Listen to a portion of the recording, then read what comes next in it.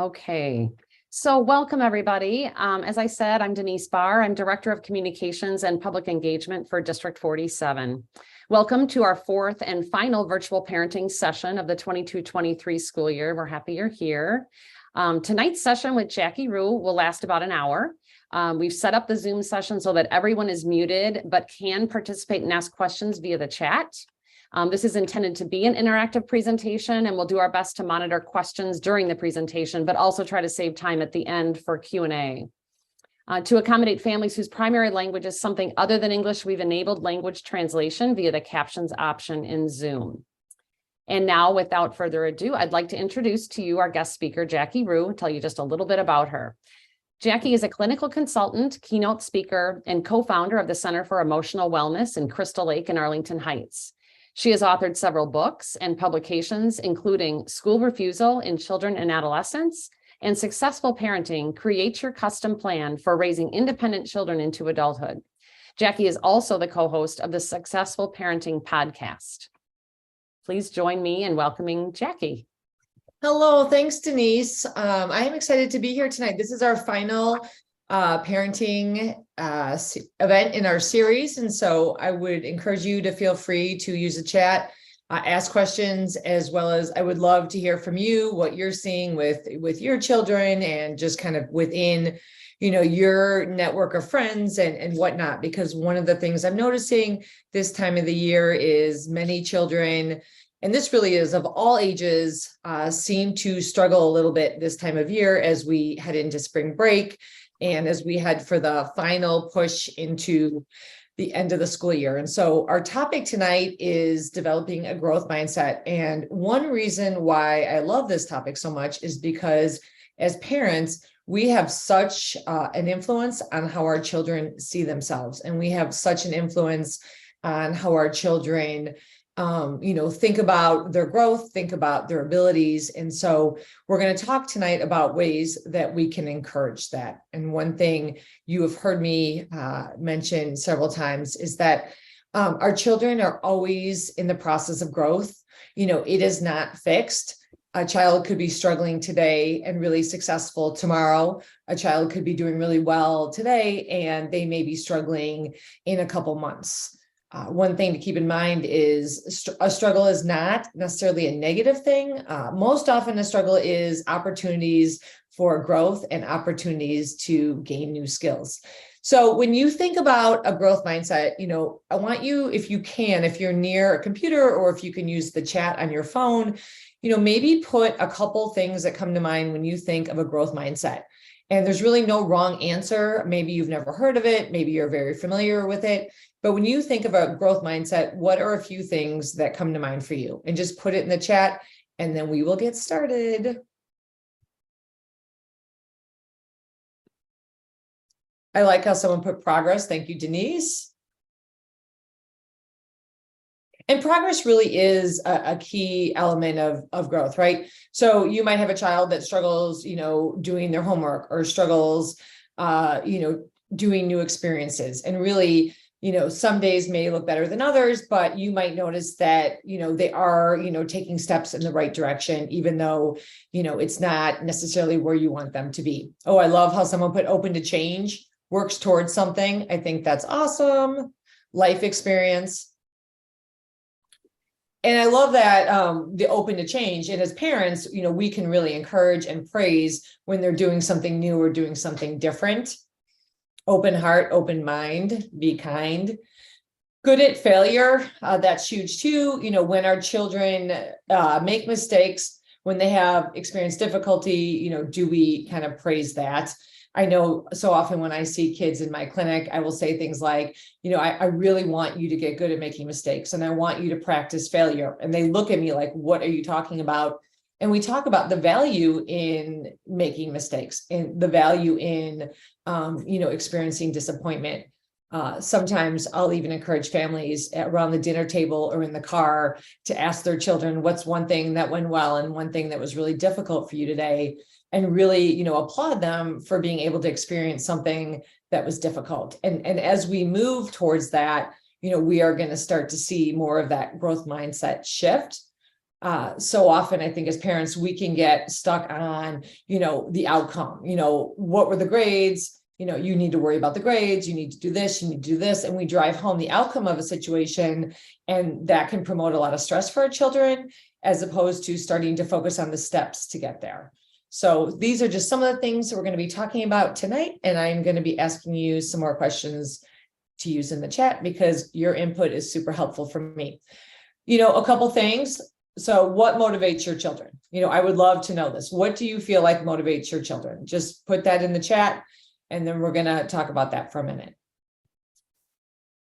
And it's okay if it is video games. It's okay if it's material things. Again, every child is different. So many children are motivated. V-Bucks, many children are motivated by those things.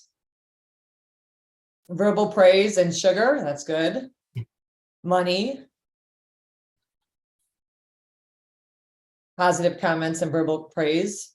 So several verbal praises. And that's interesting. And I'm glad that you shared, because I have many children that they avoid anything that looks like failure because they're so scared of criticism. So I think that's spot on when you talk about, really striving for verbal praise, being accepted. And I think, helping children see, what that looks like.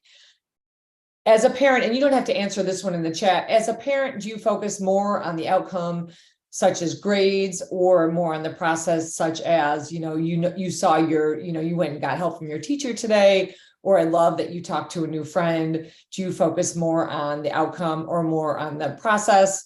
I think as a parent, I definitely got stuck at times. And for those of you that have not heard me speak, I have 2 adult children myself.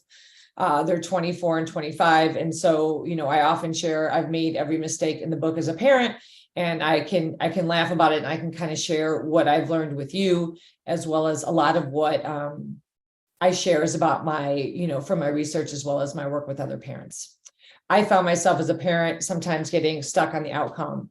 And that came more out of my anxiety, right? Like when they had missing assignments, or about grades, or about, certain things, I would get stuck, and I had to remind myself that it wasn't about that. And I had to step back and allow my children to experience failure. Right. And I think getting stuck on the grades is a common one. And I think we want our children to be successful. And so we tend to focus in on that. And, if I always say, if what you're doing is motivating your child and it's working, keep doing it. If you feel like you're doing something and it's not helping and it's not changing the behavior and you're not seeing growth, then maybe take a step back. Don't try harder, try different. Sometimes just doing something different can help the child. And likewise, some parents will say, my child is awesome at basketball. My child is a superstar. And the child's in 4th grade, a child that looks like a superstar in 4th grade, that could look very, very different when they're in 6th grade, because it's really about how they continue to develop their work ethic, how they continue to develop, how they treat others, and things like that. Think about, how do you define success for your child? And you can share that one. How, do you define success as your child can, come out of his comfort zone or her comfort zone? Do you describe success as your child is nice to others? Think about what you consider success for your child. And I have a lot of children tell me, I just don't think I can be successful. And I think so often those children are very outcome driven. Increase confidence in their abilities. I love that. Happiness and self-confidence, perseverance. And those are really great ones too, because if you have a child that can be confident and can bounce back, when something goes wrong, maybe they totally have a really difficult situation. Maybe, they're not invited somewhere. Maybe they don't make a team, and you really teach them how to work through that. They're going to learn next time, to come back and try even harder. Knowing how to work with others. That's awesome. I was talking to some parents even earlier today, and every time the child did something wrong, they excused the behavior. And they kind of said, well, this child's just anxious, or this child is just not confident, so that's why they did it, and didn't really work with the child on working through that situation. So I love that. Thank you for adding that. And if anyone else has anything else, feel free. I think it's good too, when as parents, we can hear from each other and, kind of compare notes. And then, as we talked about in the last session, how do you respond when your child is uncomfortable? How do you respond when your child is maybe sad? Maybe they're feeling overwhelmed. Maybe they're struggling. How you respond is going to really influence if they develop a fixed mindset or a growth mindset. And so again, as you kind of lean in and talk to them about what's going on, that's going to start to form, not just in one interaction, but multiple. That's going to really influence kind of how they see their abilities and their growth and their potential, right? Because some kids will say, I'm not good at school. And I have to ask, what does that mean? I'm not good at school. Does that mean school is hard? Does that mean certain aspects of school is hard? Typically, when children start to believe that they cannot do something or they're not good at something, they're going to avoid. So a lot of times, like my school refusal kids, they believe that they can't tolerate discomfort. They believe that they're not good at school and they won't find success. So they just totally shut down and avoid. And oftentimes that's, getting involved in obsessed with video games where they feel successful or something else. I love ask questions, why they feel that way. What else could you have done? That's an awesome one. What is something that you could have done differently? Or what's a way you could handle that situation versus always giving the children the answers. Even little ones, it's good to kind of pick their brain. What do you think you could do? And instead of talking over them or kind of giving them the solution, really, kind of thinking about what they're saying. The one thing about our kids is they're resilient. You might have a child that's gone through a really difficult situation. Maybe there's been family issues. Maybe there's been things in the home. Maybe they've been bullied or something has gone on. Our children are resilient, and we know that every child is different, but they will learn to face challenges dependent on and challenges unique to their situation. And I love this last quote is, when children discover that they are capable of taking risks and tolerating failure, they really start to believe that they can succeed. And so when you think about that as a parent, that was the hardest for me, was allowing my children to fail. And to this day, honestly, they're adults, 24 and 25. It is still difficult for me when they're struggling. I want to go in and fix it. I want to take it away. But so often I have to take a step back and remind myself that, they do have the abilities to manage the situation. And they may not always manage it well. Sometimes they're going to stumble, and part of that might be developing that skill, but we can guide them. We just can't do it for them. And we'll talk about that. I'm guessing some of you have seen something like this before. A lot of the schools, talk about the growth mindset, and it was developed by Dr. Carol Dweck, a professor at Stanford. And she really developed this because she was working with different groups of people. And she noticed that students that had a belief that practice and, routine could make improvements, did better, in sports and in school, versus those children that felt like no matter how hard they tried, they would not get better, right? So you might have a child that's like, I'm just not good at math. And you might have a child that says, math is hard for me. I know if I want to get better, I just have to practice and ask for help. And it takes practice. Most children right now are struggling with this. So as parents, if you're thinking, okay, my child is not so great at this is something that you can start to work on with your child. And over time, it really does start to change. I have kids that come in my office all the time. And when I start to say things like, I want you to practice, making mistakes. I have some children. I have one 17-year-old today. He is so scared of asking for help that he doesn't turn in his homework even when he's done, because he's worried it's gonna prompt the teacher to want to help him if it's wrong.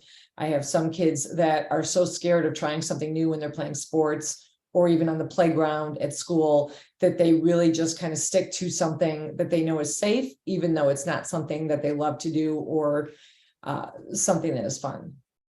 Also, I have a lot of kids that struggle socially and they have a hard time making friends. And one thing we talk about is just practicing some of those social skills can help with those different situations. What would you say, just so I know if any of you want to share, is there a certain belief that you feel like your child struggles with. And if you ever want to put something in the chat that you just want to put privately to me, I can touch on too. So what would you say is a belief that you feel like hinders your child?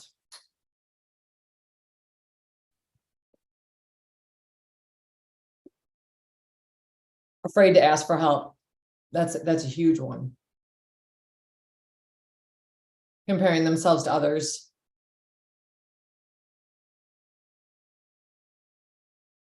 Believe she's not good at math. These are really, really common ones. Not having many friends, wanting to be perfect at everything, and working through adversity, not being accepted. These are very typical right now. Denise and I were even just sharing before this started that many of these things have come up a lot in recent weeks, fear of failure, fear of not being able to tolerate discomfort.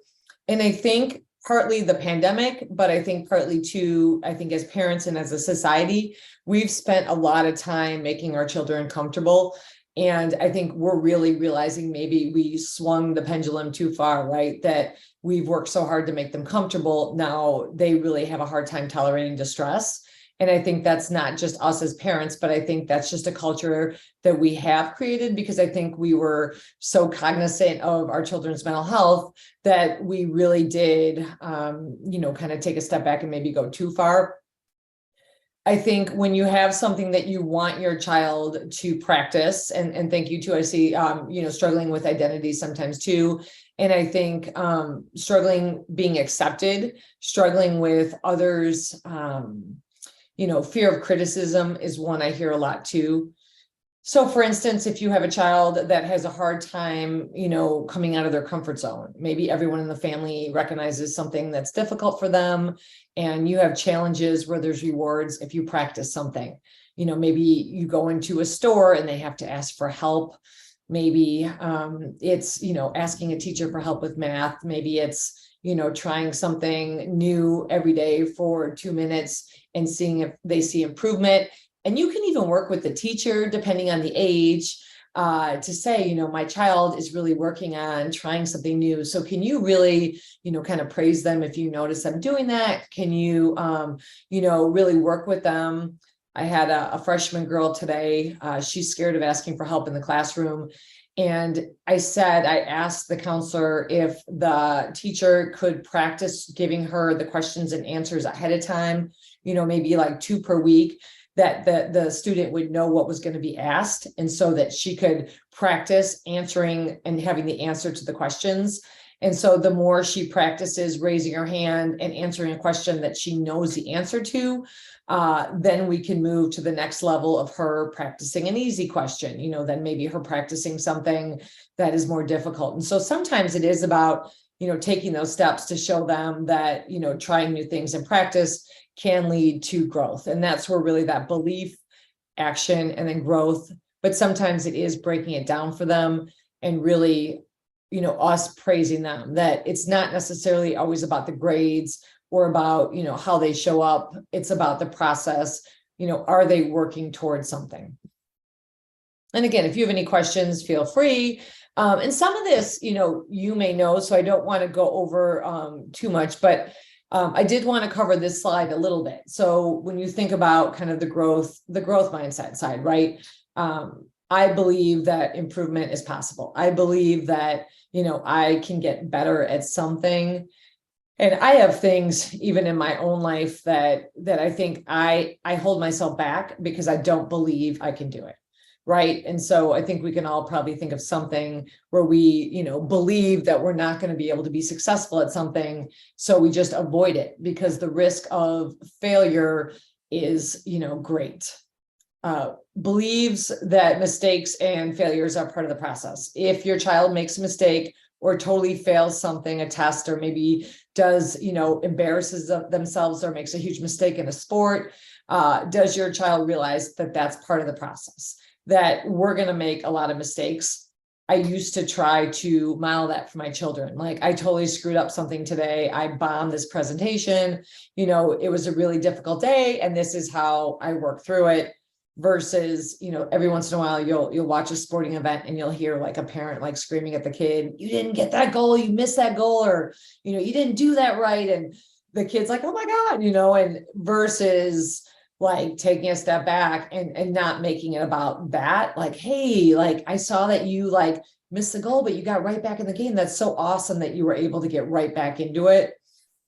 And really, feels inspired by others' success is a hard one. Sometimes kids feel very threatened by others. When others are doing better, they're like, oh my gosh, if they're doing better, then I don't even have a chance, versus I want to find that person that really is a little bit ahead of me. And I want to kind of be around them because I think it's going to help me, with my growth. Which one of these do you feel like is the hardest on the growth side? Which one of these do you feel like is the hardest for your children? I would say for my kids and just kids I see in general, it would be the last one, seeks risks, goes after something that is challenging and uncomfortable and new just for the hopes of risks. So I would say for me, it would be the last one. But if you have any ideas for your kids, which it would be, feel free to put that in the chat. Yeah, believes that mistakes and failures are part of the process. Yep, I think that's a big one too. And I work with a lot of high school and even college athletes, and they struggle with that one a lot too. And the last one, inspired by others, children can be very prideful. Okay, I have one of each. And I would say, even, kids that appear that they're doing really well, sometimes when they're stuck in that fixed mindset, they can still be staying in their comfort zone. I have a lot of even athletes that they stay in that comfort zone. They don't take the risks just because they're worried it won't go well. And it really limits them. And coaches will even say, this athlete is really great, but one thing I'm concerned about is they don't come out of their comfort zone. And we see that in the workforce, we see that in school. And the more we limit that, and sometimes being mindful of the accommodations you seek for your children, you want to make sure that your child is having opportunities to do the things that make them uncomfortable. And then when we look at the fixed mindset, I think this is easy to fall into. And when we become anxious, it's easy to be in that fixed mindset, right? Like my child's either good or bad at this. My child's either going to be successful. And as a parent, I would often worry about things like that. Is our child defined by their performance?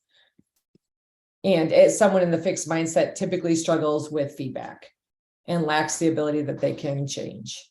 So these are all good ones. If you notice that there's one that your child maybe is really, does really well on the growth side, or if you notice there's one that maybe your child struggles with on the fixed mindset side, that might be a good thing as a parent to say, my child really struggles with mistakes. And so I'm going to practice with them. Maybe, we're going to come up with, let's talk about, one mistake we made today and how we bounce back from it, or something that we didn't do well and how we were able to like try again, and start praising that and kind of normalizing that, our definition of success for children, whether they're in elementary, middle, or high school, really can be about believing and having those characteristics of the growth side.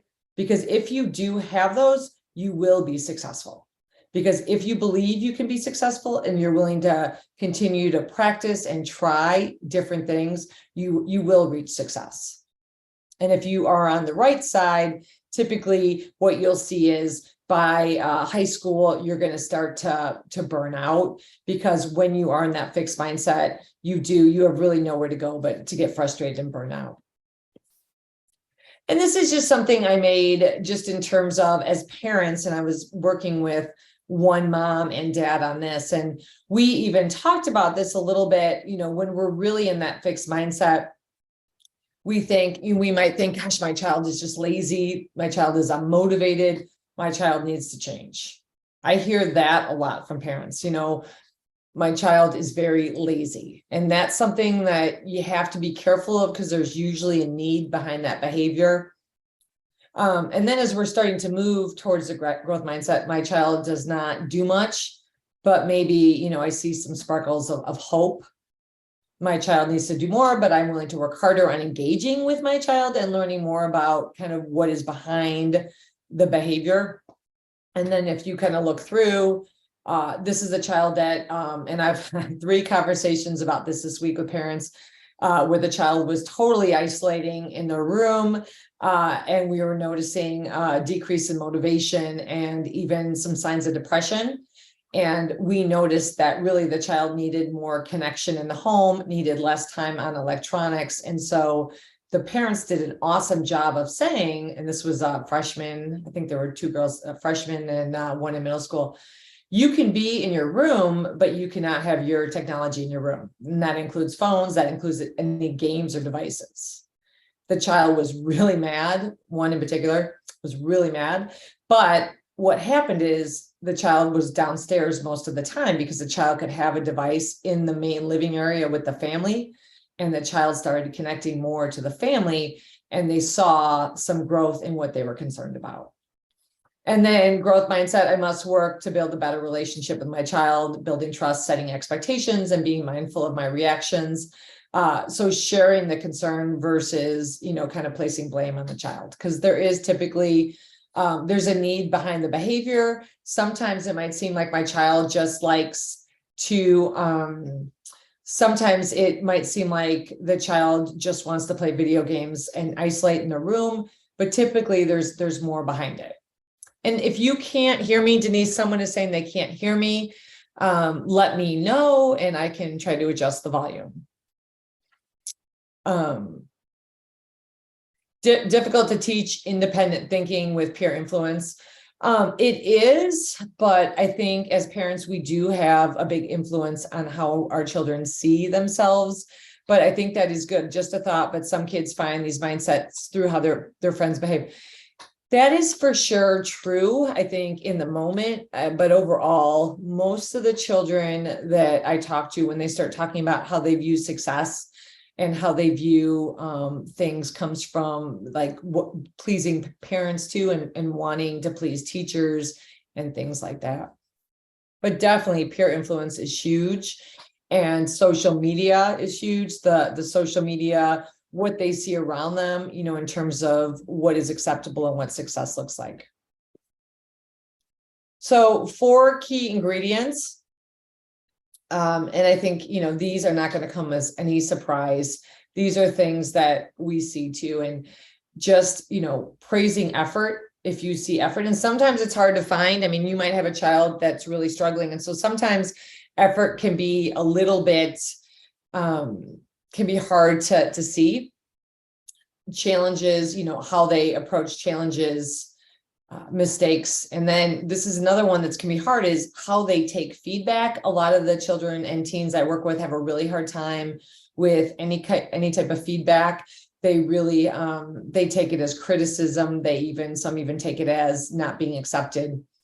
And I hear somebody's asking a question about executive functioning, and we work a lot on this at our center, is executive functioning. We have a lot of students of all ages that struggle with executive functioning, that struggle with how to prioritize work, how to, piece it down. I have a lot of, I see a lot of avoiding work altogether, avoiding work that they feel like they're not good at. So, if I have a middle schooler that feels like they're not good at math, they may avoid math. I have some kids, as I said earlier, that don't turn in homework, that they feel like they may not have done well. They say they lost it. I actually had one child erase their whole thing. But, this can go hand in hand with executive functioning, because for some children that feel like they're not good at school, or maybe they're not performing well, sometimes it is about teaching them the skills and helping them to see that as they maybe do things differently and as they gain the skills, then they can start to feel better about themselves in school. But executive functioning is a huge one we're seeing right now. If you're trying to teach that at home, sometimes helping them, I have a lot of kids that do homework in their bed or in their room, trying to not have them be in their rooms or in their bed, having them be, outside the house, somewhere in the house, helping them with, certain times to do homework each day, helping them not to have electronics while they're doing homework, but a quiet space. maybe you can kind of help them if it's a child that really struggles, when you sit down with them, okay, what are we going to work on, for the next hour, show me when you're done. Again, this is dependent on their age and abilities. And so this is too another example of, where you see that, you see a child that, I believe I can become smarter. I believe I can, perform better in school. And most children that struggle with school performance, I see a direct correlation with their mindset and how they feel about themselves in school. And so these are the different ways that we see. And now a lot of children aren't going to say learning is my goal. They're not going to say, I love school. I love the classroom. Every child's going to have strengths and weaknesses. Some are going to do better. Some things are going to come easier. Some things are going to be more challenging. But, seeing that effort, building relationships with teachers, trying new things can help. I'd spend more time and work harder if I believed I could get smarter with more effort. And then you're going to see higher achievement. Many of you know I work a lot with kids that have school anxiety, and I work a lot with children that avoid things where they may not do well. I think we've seen an increase, and we've seen an increase in, even the use of the word anxiety. We've seen an increase in, wanting our children to be happy and comfortable. And we've also seen a decrease in just overall confidence of our kiddos, our kiddos being confident that they can ask for help, our kids being confident that they can problem solve. I had a middle schooler that his mom, told him last minute she wasn't going to be able to pick him up till a half an hour after, school got out. And he was like livid. He was so upset. He was pacing outside. And when we were talking to him, we talked about why he didn't go in the office and kind of ask somebody, if he could sit down and do his homework. We talked about different things. He was even able to come up with different things that he could do in that situation. But in that moment, when something didn't go his way and something was out of his routine, he completely freaked out and lost it. And I think we'll see that with kids when things go astray, they just get flustered versus, okay, how do I problem solve this? As parents and, some different situations, I think when we're under stress, the growth mindset could be a little bit harder to nurture. And the reality is, as parents, we have a lot of our own stress. So, take what we're talking about tonight and, pick a couple things that are helpful. No parent is going to do this all the time. I mean, this can be hard, but I think it's a good conversation to have. I'm sorry you can't hear, but we are going to be recording it, and we are recording it, and we will be displaying it out. And so hopefully that helps, and we will make sure that gets emailed out to everyone. So in terms of, things that we can do, like I said, one simple thing that I've had families do that they've said has been really helpful is, even when you're together, modeling what's one thing that, went well and what's one thing that you totally screwed up today, and having them see as parents, we make a lot of mistakes. We have to keep trying things differently. And even as parents, sometimes saying to your kids, like, what, I totally screwed that up. I shouldn't have said that to you. I'm sorry. I just really want this for you. And so I'm going to try something different. Let's see if it's helpful for you. And, maybe you do try something different with your child and they're like, wow, that's way better, mom or dad. And you're like, hey, see, like I screwed that up, but now I did something different and it was helpful for you. Talking about, the process, talking about maybe the child is dealing with a big disappointment. Maybe they come out of school and you see them for the first time. And you know that it wasn't a great day, maybe something happened. And instead of saying, what happened and kind of honing in on, needing to know something, talking about their perseverance, talking about something and highlighting a strength that they may have. And it's okay to educate them about this. It's okay to say, every single person has things they're good at. Everybody has things they're not. If you really want to get better at this, we'll come up with ways that that we can do that, and we'll see if it's helpful for you. Sometimes like younger kids want to get better at a game or a sport, or, something to do with something they can do with peers. And that's something, and this is an area coaches are really trying to work on too. When you see a really great coach of a sport or a team, typically they will be a coach that uses more of the growth mindset. When you see a coach that's screaming at kids and yelling at them for mistakes and not doing well, that that child is typically not going to be feeling good about themselves. And I had a high school kid, she's a freshman, she's on a varsity team, and she wants to quit because she says is all the coach does is scream and yell at her and the team, and they're all so scared of even going to practice now. Again, we have to learn to deal with some of this stuff, but you can see how this stuff works when we hone in on, why aren't you doing your homework? Why don't you have your stuff done? Why this, why that? I'm so disappointed in you.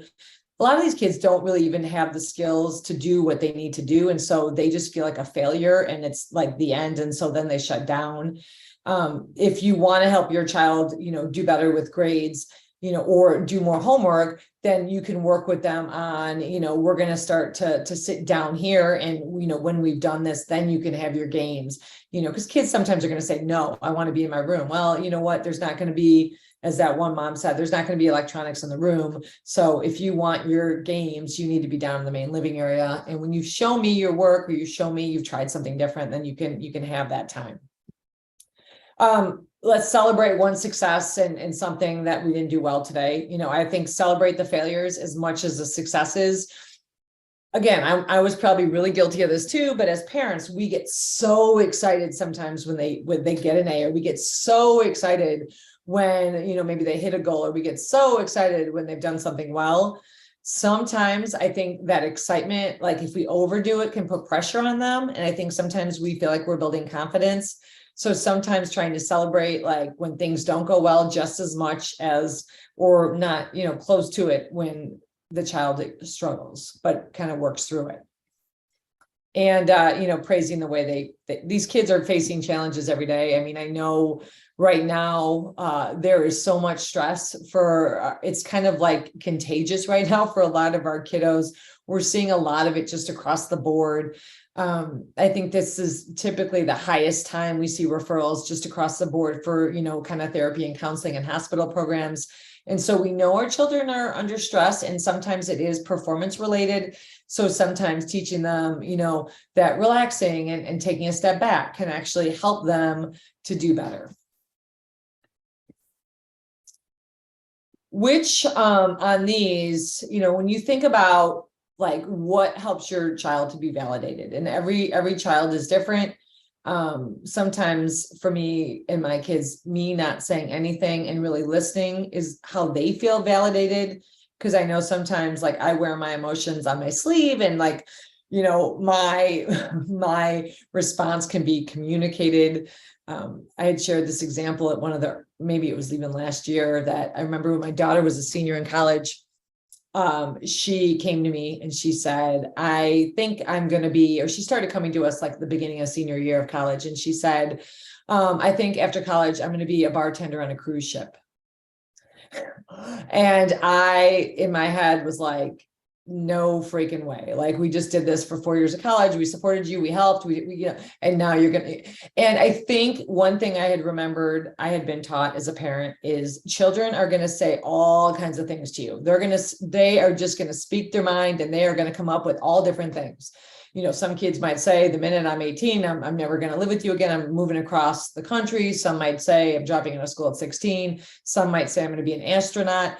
These are just fleeting thoughts. And someone had given me the advice of, when your child says something that really triggers a big response from you, try to be mindful of your response and really listen. And one of the things I did take some advice, and I said to my daughter, it sounds like an interesting idea. After I had, kind of freaked out a little bit, then I came to my senses and I came back and I handled it differently. That sounds like a really interesting idea. Why don't you go research it? And when you've done some research, come back and let's talk about it. And what was so great, she never came back because she was on to another thing, and she ended up finishing. And, now she's a school social worker in the city. it's interesting though, sometimes they will say stuff and we just react versus kind of trying to listen to where they're coming from. And that goes to the second, communicating intent, and not being judgmental, but just listening, because sometimes they're just trying to work it through. And sometimes, it's just a fleeting thought. And it's okay, I say like, it doesn't, oh, she didn't end up working for the cruise ship. She ended up getting a job after school because, again, that was a fleeting thought. But and maybe it would have been good if she worked for a cruise ship. Me and Denise could have gotten some free cruises. But I think too, acknowledging difficulty. I never say to kids, "You're going to be great. It's going to be a great day. You're going to do awesome. Wow, this might be really difficult for you. What do you think you could do? What do you think? How do you think you could handle this situation?" I think it's okay to say, yeah, your teacher might not like you, you're sensing that. I don't know what the relationship is. How could you kind of cope with that if you're feeling that way? How could you, talk to your teacher, versus your teacher should like you, they need to like you. Sometimes acknowledging that the situation is difficult, but conveying confidence that you think they can manage the situation, even if you have to intervene on the back end, sometimes allowing them to see that you're confident, and that can be tricky for parents. And not being too quick to respond is a hard one too, right? We don't need to make our children feel better. We need to allow our children the space to feel, and sometimes just taking a step back and not rushing in, to say what's wrong, not trying to make them feel better, but showing that it's okay to be sad. It's okay to be angry. Do you need anything? Because sometimes, kids need to know it's okay not to be happy. It's okay to struggle sometimes. Setbacks can benefit performance. If you're on a way to achieve something, you are going to have many setbacks. The more you can bounce back, the more you are going to feel better about yourself and be more engaged in the activity. Being able to understand different perspectives. I think a lot of the kids I work with struggle with perspective taking. It can be, this is my thought, but they don't always know how someone else is impacted. And so that's something we spend a lot of time practicing, as well as, modeling the growth mindset. And even when, you're interacting, maybe you're going into like Walgreens or you're going into a store, you can even practice, having your child ask for help, having your child, talk to someone. A lot of times I'll take teens and we'll go to Walgreens and we'll practice having conversations. I'll even use the person who works at Walgreens' name, because they're all wearing name tags, and you talk about connecting. Sometimes you'll run into people that look grumpy, but then you might smile and say hello and they smile back. And you're like, okay, well, my impression of them not wanting me to talk to them, that was not necessarily accurate. Maybe that's just them. And, the minute I smile and say hello, look how they beam up. That can help teach them too, even about how they appear at school, because some kids look very closed and they don't get why other kids don't talk to them, but they're not smiling. They're not, they're not engaging.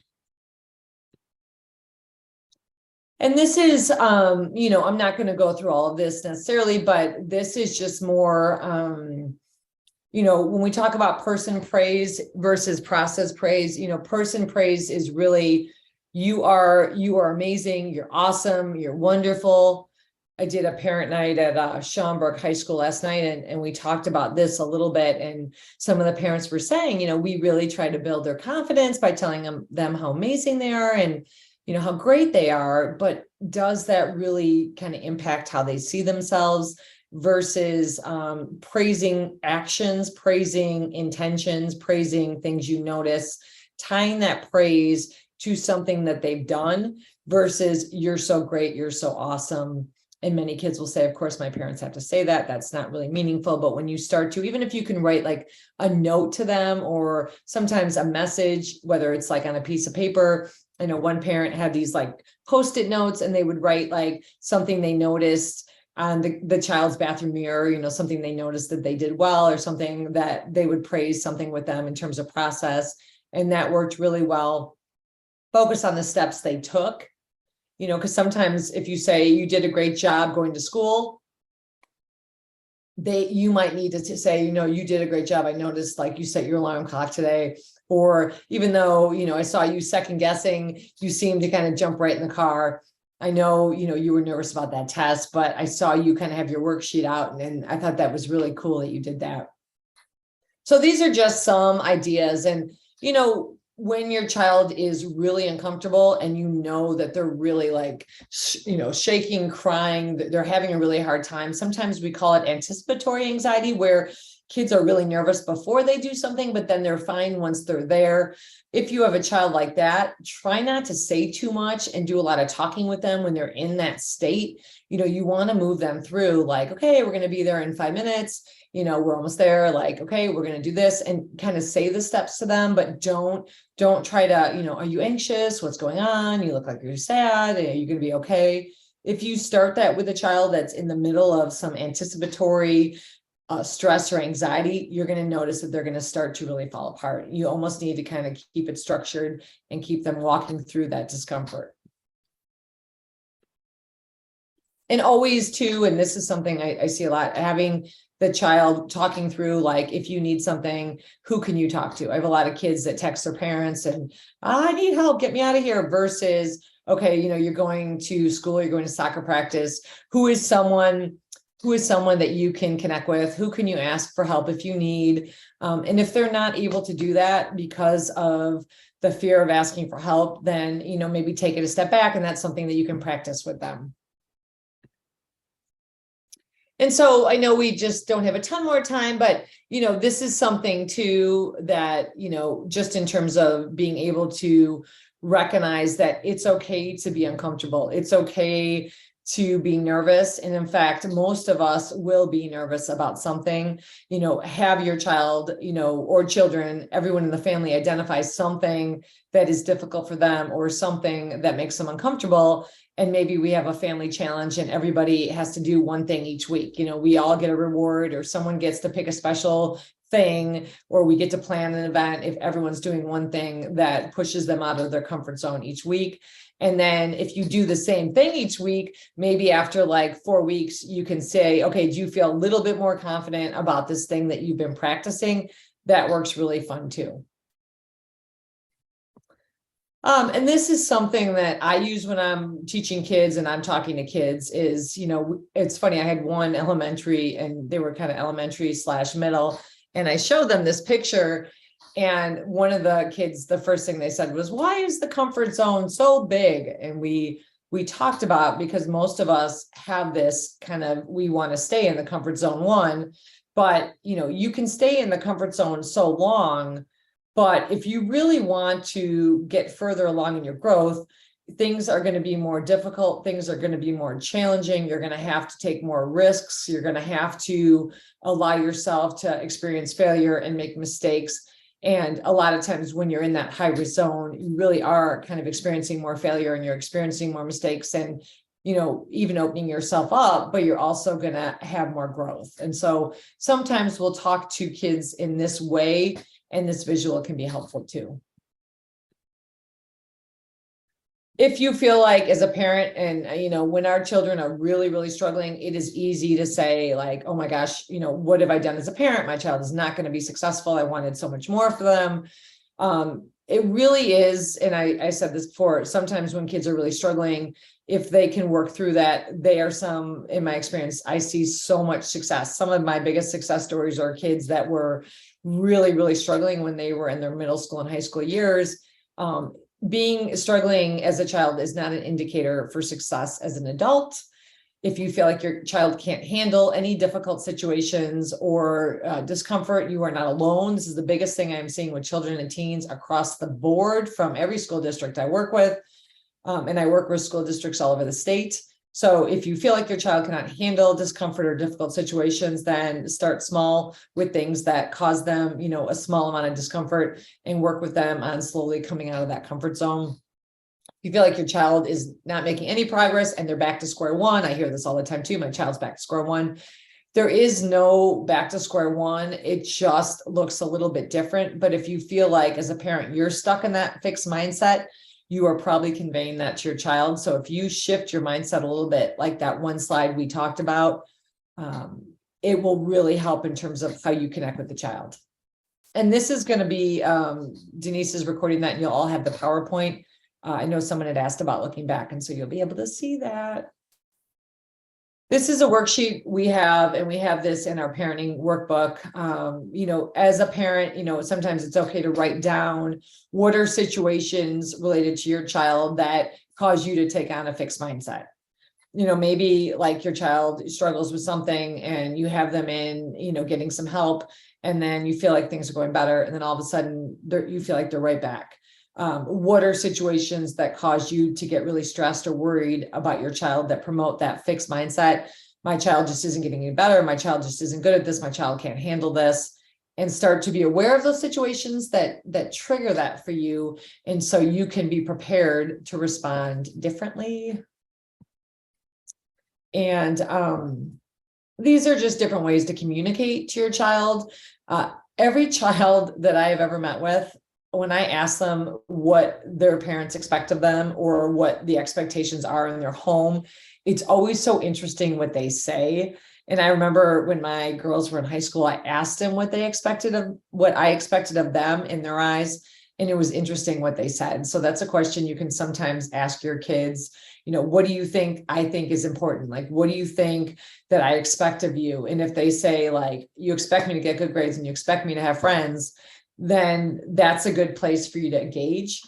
Sometimes, we have unspoken expectations. I had a mom and she's like, I don't push grades on my child. I don't know why my child's so stressed out.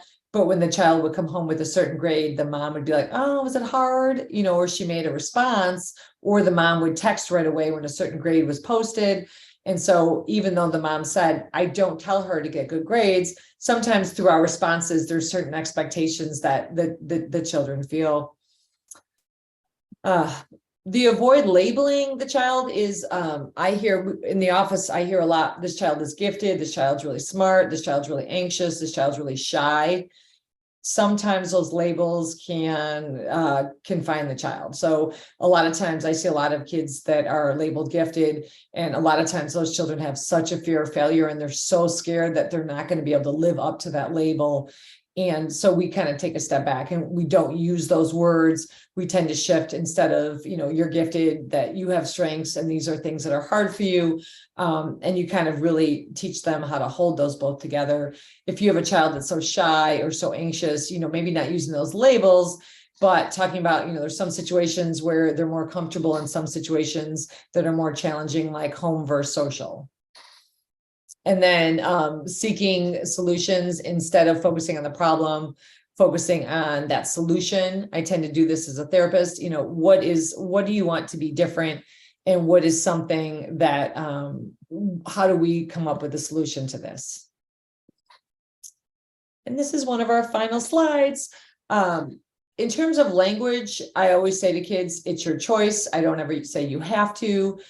It's your choice to do homework. It's your choice to go to practice. It's your choice to, be in your room. But if you choose that, this is how I'm going to respond. Even with children, let's say you have a child with anxiety and they don't want to go to practice, or they don't want to go to something school related. It's your choice whether or not you go. But if you don't go, you're not meeting that expectation, and you're not going to have the privilege of whatever it is, right? So even though something's hard for them, you want to still maintain the expectation, because you don't want them, you want to motivate them that even though they don't do something, that's okay, but we're expecting them to still meet that expectation, even though it's hard. And I know that one's tricky for parents, because they'll say, I can't, that's punishing them for anxiety. But if you look at research on anxiety, it really is talking about maintaining those expectations, maintaining the structure, and not responding to it with so much emotion. What do you think you could do versus you'll be okay? As parents, we do a great job of always saying it'll be fine, don't worry about it, but wow, you're saying the situation is difficult. What do you think you can do, versus moving into that reassurance mode of, you'll be okay, you'll be fine, you'll be great. helping them to come up with strategies. And some kids will even, I had one child that had like a solution notebook at school with other children, where every time the child had a problem, they would write the problem down, and then they would come up with an idea for a solution without putting their name. And then the next child would go into the teacher's room and put down a problem and write a solution. And pretty soon you had like 20 anonymous problems and solutions written by all these kids. I think it was in 3rd grade. And the kids loved it because they were like, wow, we can come up with our own solutions. That's great. So often kids don't feel like they can. And some of these we went over, avoid saying things like, don't worry about it, or you'll be fine, because that's not necessarily the reality. And this goes into, just some other communication traps that we can lead into. And if you have any questions, I know we are out of time almost. And this is just another quote that I love. I'm going to go through to the last one.